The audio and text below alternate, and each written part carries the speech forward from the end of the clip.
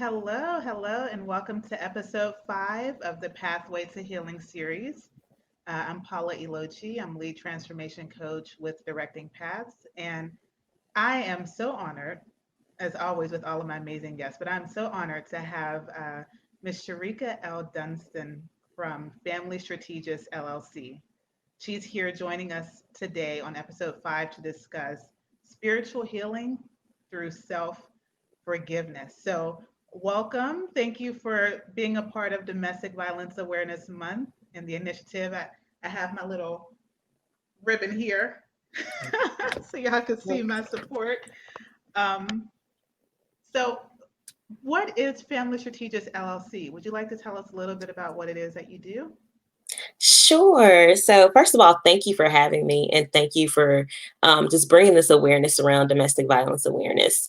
At Family Strategist LLC, it is honestly a partnership between my husband and I. He is a teacher. I am a social worker, and we are just two helping professionals who wanted to help in a major way for families. So, we have like two parts to our business. I'm over personal empowerment, which means working with parents to coach them just so that they can be better parents for themselves and for their children.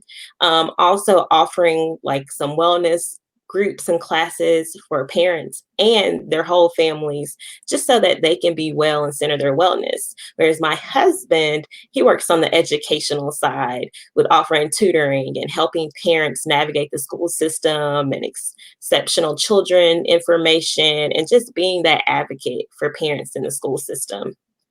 I love that. And it's so great that you guys are able to have that partnership and each of you guys are bringing something a little bit different that together makes for well rounded people. So I love that.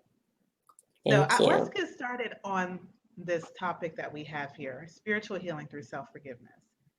So when we think of forgiveness, we often think of forgiving that person who wronged us. But you're talking about forgiving yourself. How does, what's the significance of that? And what does that mean?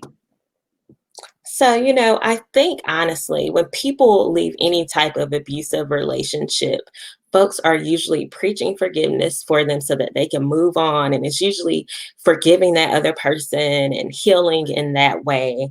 And I think honestly, it's easier to forgive that other person instead of forgiving ourselves. And when I say forgive yourself, I'm not saying beat yourself up for what you allowed to happen to you. I'm saying love yourself in a way that you let yourself off the hook for any mistake that you've made. Mm, Oftentimes, when people are victims or survivors, they hear the voice of that abuser and they allow it to become their inner voice. So that one person used to say these negative, horrible things about you. And even when you separate yourself, you start to internalize those things and your self talk becomes really negative. And I honestly believe that, we have to intentionally listen to our inner voices, and we have to say, you know what, that's not true. We have to mm, challenge those things, and we have to do the work to say, you know what, maybe you were in a situation, but that situation does not define you. yeah. Just because, you may identify as a victim or survivor, that's not who you are. You are a person that overcome hardship. And it's really important to tell yourself and to talk to yourself like you love yourself, because healing comes with love and forgiveness. Yeah. Absolutely. And let's talk about the self-forgiveness part. How can a person determine, because we talked about when you're around that abuser for a while, right? Let's say it's a family member, a significant other.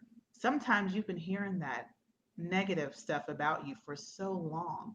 How can you as a survivor discern what is your negative thinking versus what you've been trained to believe about yourself? You know, Sometimes it's easy for us to focus on those things that the other person told us, like whether it's something like, oh, you're stupid, you're ugly, no one will ever want you. And it's really easy to identify those types of things that we hear. But What I noticed as a survivor is that sometimes I would start telling myself negative things after something happened. Like if I forgot something, it's like, oh my gosh, you're so dumb. Why would you forget something like that? And I had to honestly take a step back, like, hey, wait, where is this coming from? Why am I speaking like this to myself? Would I speak like this to someone else that I love? And the I answer like was that. always no. I like that. And I and I had another question, but what you just said made me kind of redirect my whole thinking.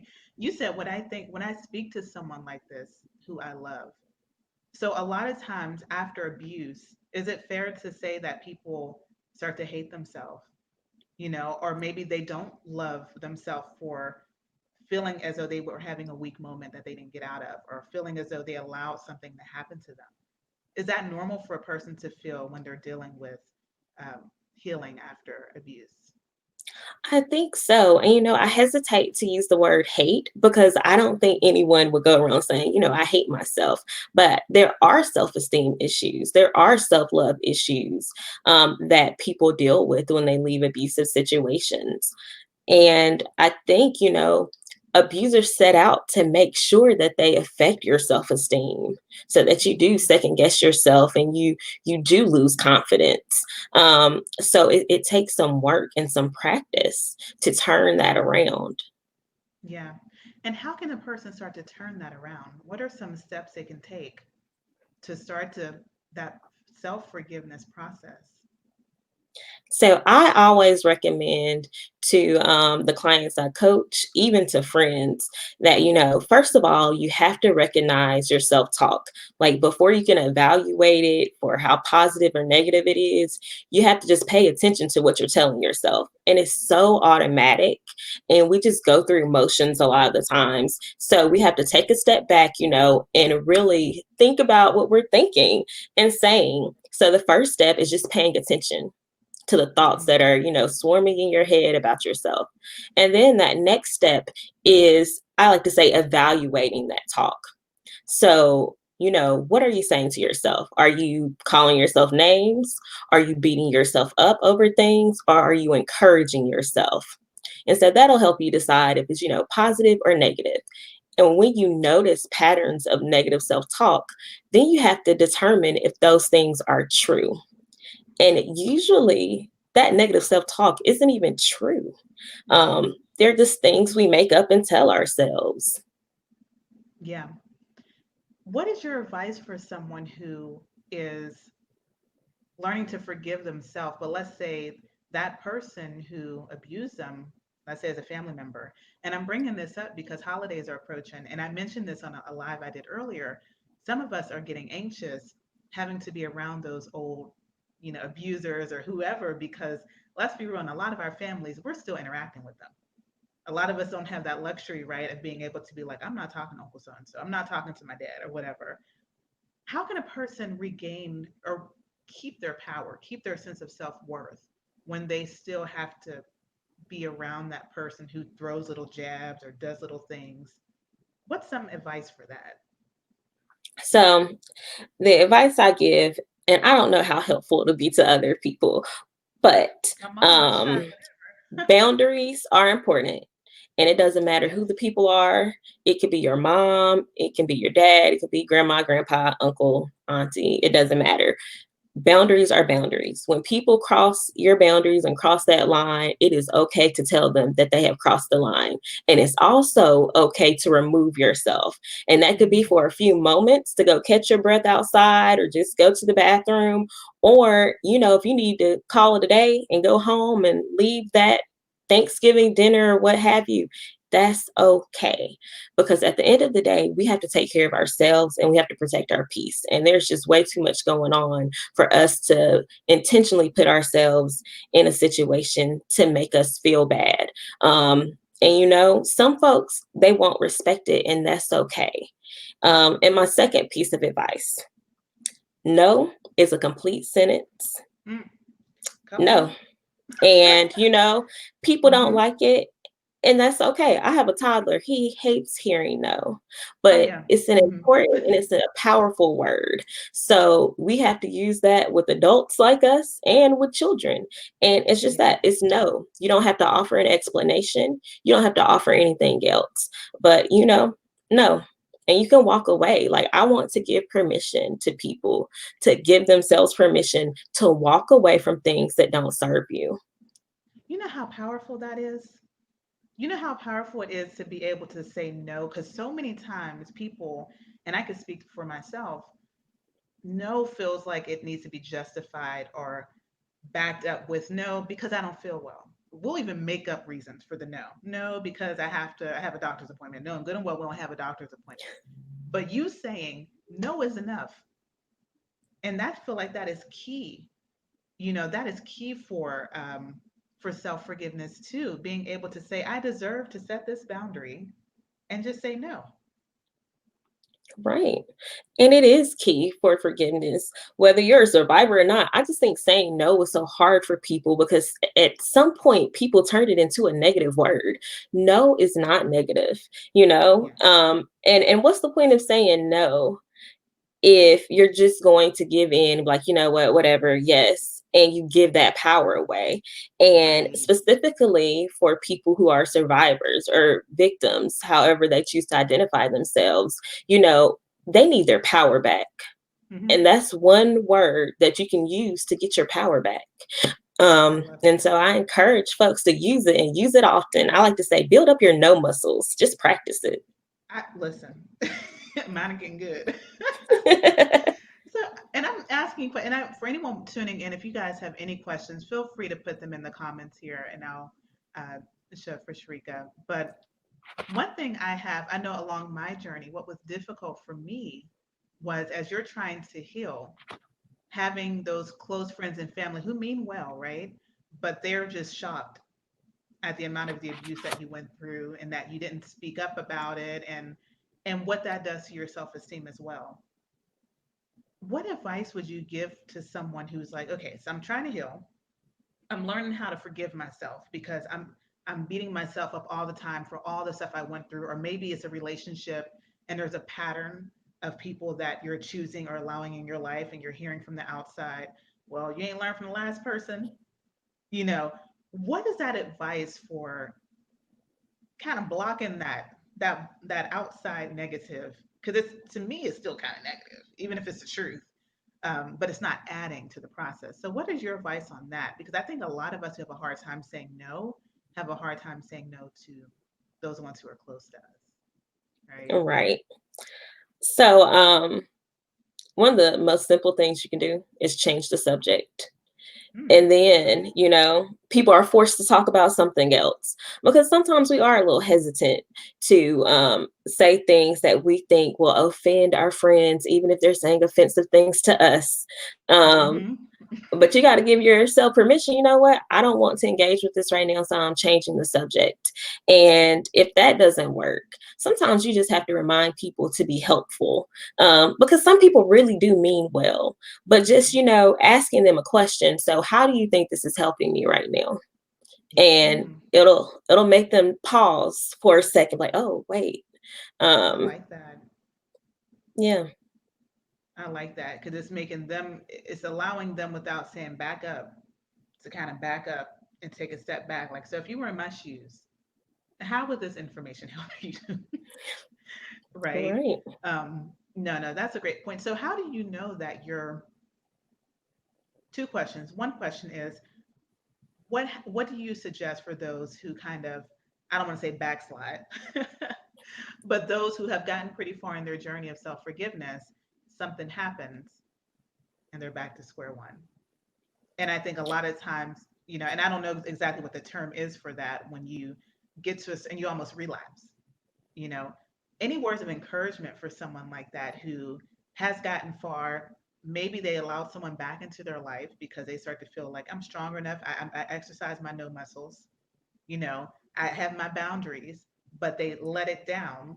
And as we know, as sure as water is wet, an abuser will look for a new loophole in. So what are some encouragement that you would give to someone who has relapsed on their journey of self-forgiveness? So I like to tell people, continue to forgive yourself. It is hard because, sometimes when we relapse or when we go backwards, we get stuck because we can't believe we let this thing happen again. But Right. no one is perfect. We're all human. We all make mistakes, and that's okay. So even if you have to forgive yourself 1,000 times, keep forgiving yourself, Mm, because it's better to forgive yourself and then move on than to let shame and hurt keep you in that place that you went back to, that you don't want to stay in. So continue to forgive yourself. And that's a practice. It's not something you do once and it's over. mm, It's something you that's have to good. continue to do.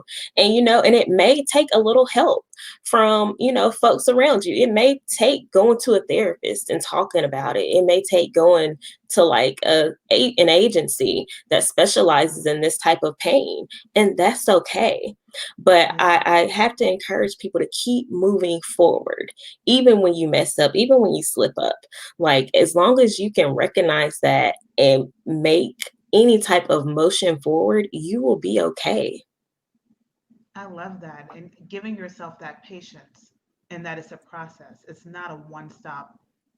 Okay, I forgave myself. Oh man, I messed up. I'm done. It's still a journey. And for a lot of us, it's hard to be nice and kind to ourselves.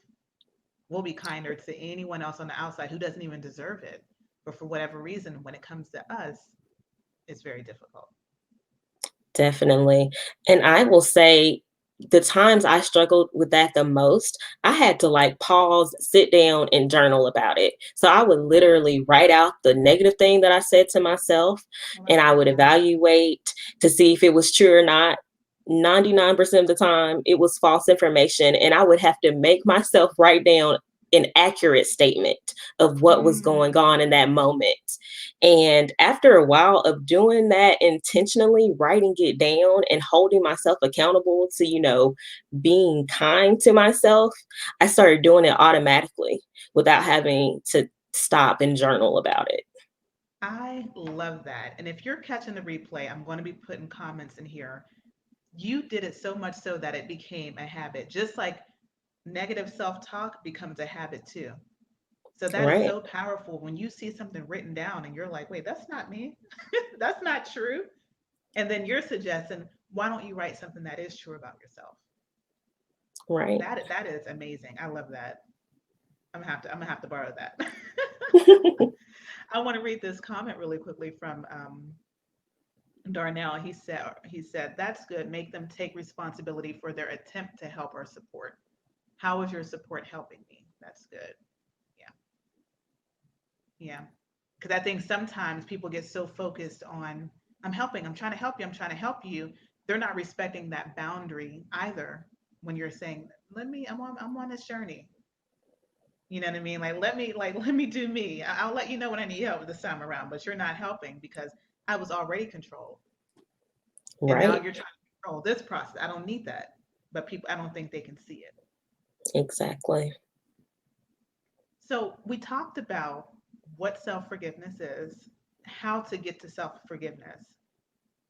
Any suggestions on support through that journey? We talked about people who are not supportive. What about seeking out those who can be supportive?